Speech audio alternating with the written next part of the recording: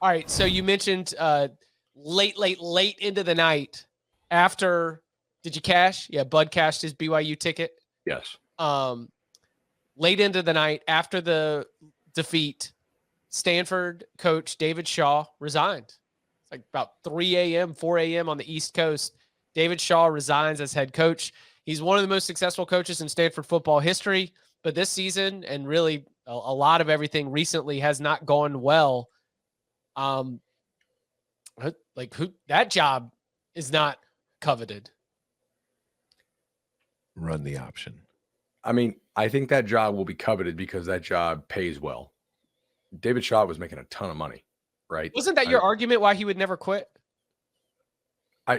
I just I thought remember getting a lot of pushback on here when I was like, yeah. "Oh, yeah, man, I think I didn't think they would fire him. I guess with the quit thing, it was like, all right, like if you're really, really tired of it or something, which no, it's the noble thing to do. It allows you to like stay good with the alumni and be able to still come back because it's like you fell on the grenade for the program. Be like, the message just isn't getting received like it used to. I need. Do we think this is a quit though? Like not a firing? It'll depend on how much he gets paid from this point out. Also, like, did the broadcast know? Because they kept cutting to him a ton during the broadcast. He was kind of like looking up longingly at the scoreboard, and in hindsight, I'm like, man, I guess he was just kind of taking it all in what he knew was going to be his last game, assuming it was a quit. Okay, so with Stanford as a program, right? They do have money for athletics, quite a bit of it. There are a lot of issues there, though, that I don't know. Like, should Stanford continue to play football? Like, do they want to play football in the Pac-12? I don't know. Like, I will give credit to Pat Forty here. About a year ago on a podcast, he was like, I don't know how long Stanford's going to play football, right? And his daughter swam for Stanford on the Olympic team. They have a lot of problems there that are just institutional problems, not like criminal stuff. I'm talking about problems for big time college football success. Yes, we are the Cover 3 podcast. Obstacles. Yeah. Yeah, not problems. Obstacles that make it almost impossible to win now, because now at almost every institution in the country, if you whiff on a high school kid, you can fix your whiff by going to the portal. At Stanford, you really can't. They had a good graphic on the TV last night showing all of the transfer numbers per the Pac-12 teams. And I don't even think the Pac-12 teams necessarily went all that nuts with taking transfers. Some did, but not everyone.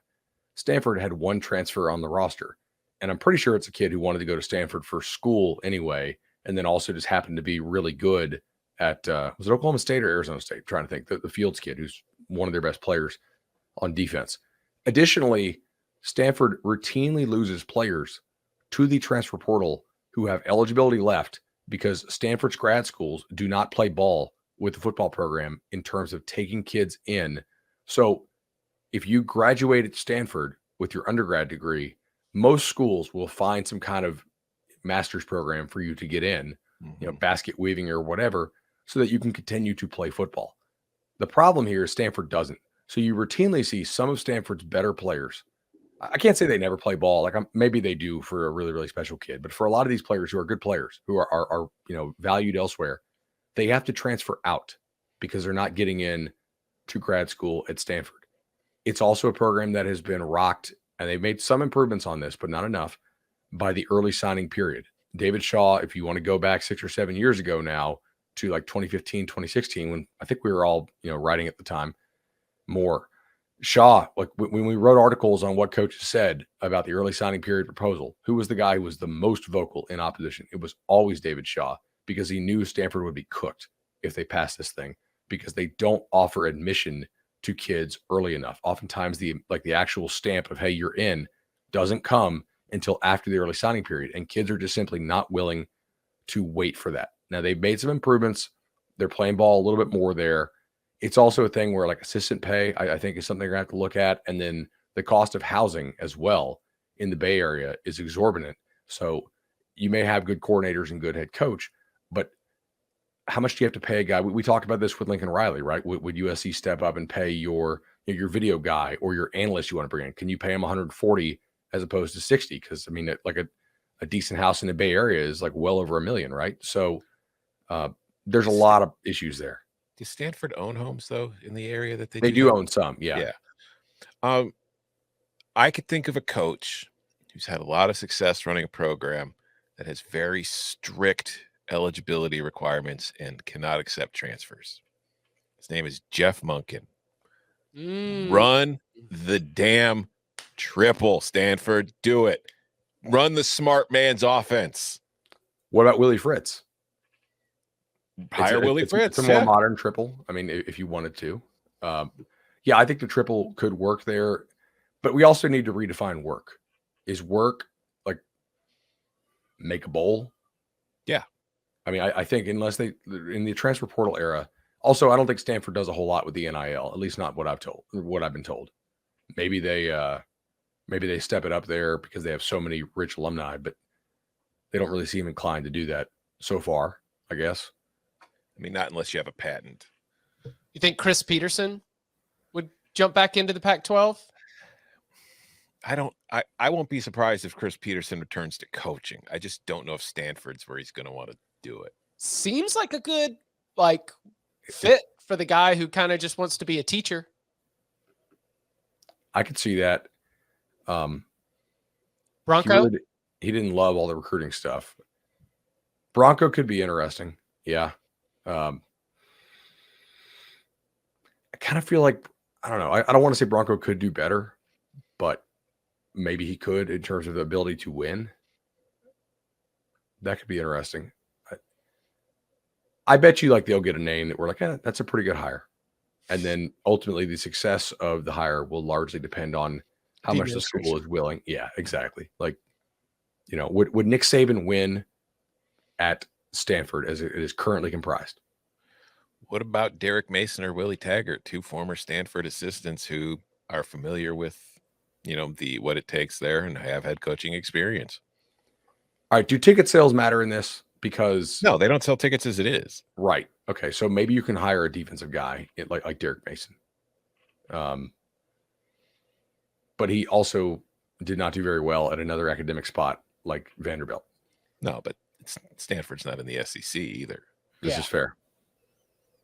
Staying in the Pac-12, Kenny Dillingham officially named the head coach at Arizona State, the Scottsdale native who came up through the Arizona high school coaching ranks and was even a former Arizona State staffer. He linked up with Mike Norvell, followed Norvell to Memphis and also to Florida State, 1 year with Gus Malzahn in between. And Dillingham is now tasked with what is going to be both A, clean up and rebuild, and then B, trying to guide Arizona State to a new ceiling in a new Pac-12 that does not have USC and UCLA. And when we start to look at the future Pac-12, and as we have discussed, Arizona State's ceiling based on, Bud always mentions the changing demographics, the way that people have been moving out of California into Arizona. What do you make of Dillingham's chances to be able to arrive at his alma mater and sort of deliver on all of the romantic hopes that seem to be circling this hire? I think it's possible that he can absolutely be a home run there. It's also possible he could bomb. Of all the hires, and granted, there are no certainties in coaching searches and coaching hiring, right? But I do think that this one has the widest error bars. I know Kenny, I think he could absolutely kill it there. It also is going to depend on what happens with the administration. I'd like to read you something here from our Arizona State 24/7 sports site, Chris Cartman, who does a tremendous job and has covered the search, really well. This is from November 18th.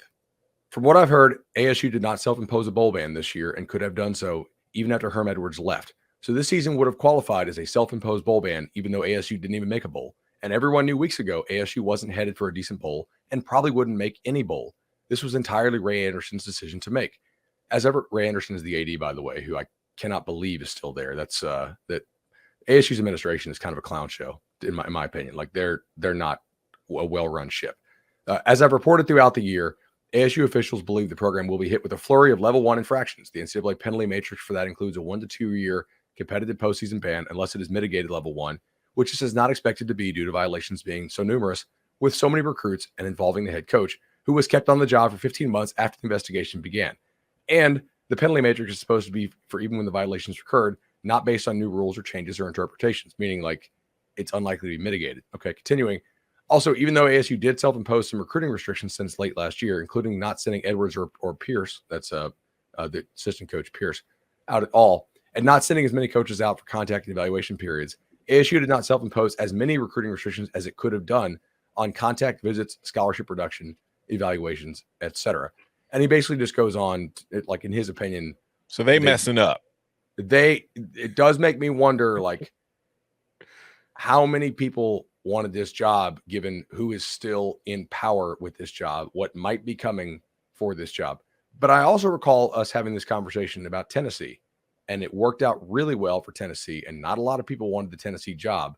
And I was of the opinion that Danny White at Tennessee was hiring Josh Heupel to, at the very minimum, score a lot of points and sell some tickets until they could, weather the sanctions. And they damn near made the playoff this year if they hadn't got, boat raced by South Carolina. So what I know about Kenny Dillingham, young dude, hard worker, right? Like, he's pretty relentless. He is somebody who's not afraid to go out and take big swings at big time recruits. I saw that Arizona State today got a $1 million NIL match thing, which is a start. Like, that's not going to land you a 5-star unless you spend it all on one kid in 1 year. I mean, to get a 5-star nowadays, you need to be thinking, probably $3 million over 4 years type thing for the NIL market. But I think he will immediately give it a really good effort in recruiting against Jed Fish at Arizona.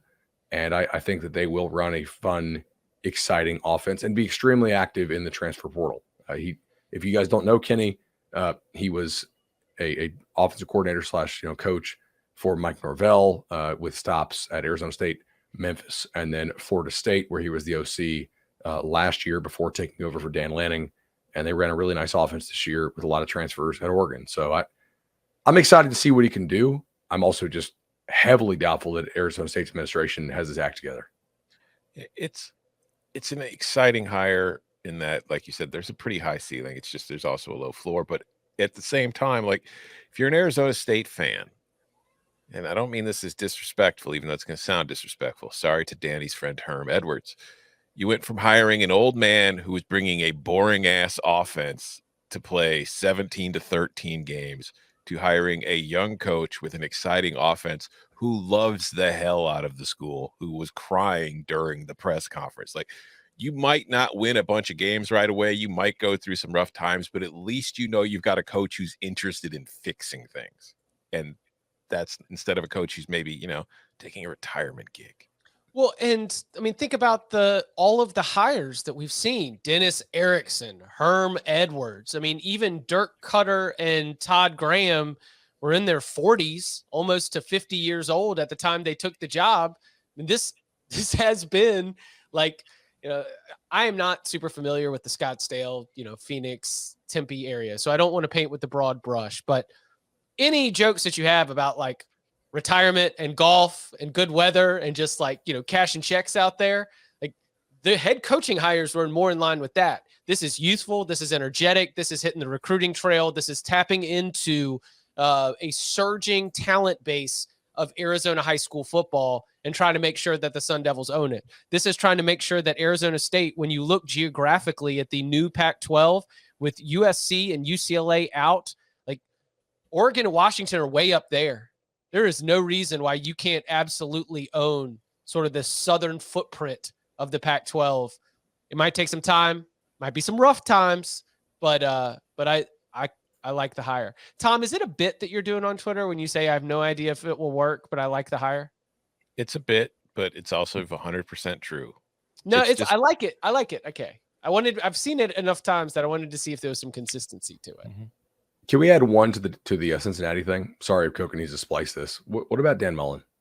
He has obviously coached with Urban Meyer. I feel like he knows the area pretty well. Northeast guy. But we just said Cincinnati is Kentucky.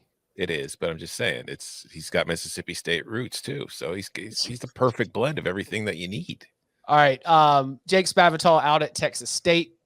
That news coming while we were sitting there with you. So the open jobs right now are Auburn, Colorado, FAU, Georgia Tech, USF, Stanford, UAB, Cincinnati, and Texas State.